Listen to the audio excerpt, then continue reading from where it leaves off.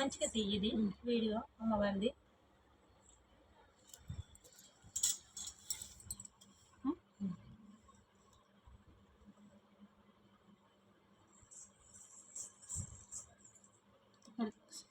నైవేద్యం వండిన ఫ్రెండ్స్ అమ్మవారికి పాలు పోసి చక్కెర వేసి వండిన.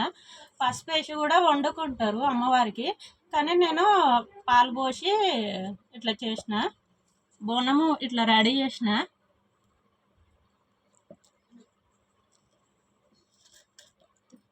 నేను బోనం ఎలా చేసినా చూడండి ఫ్రెండ్స్.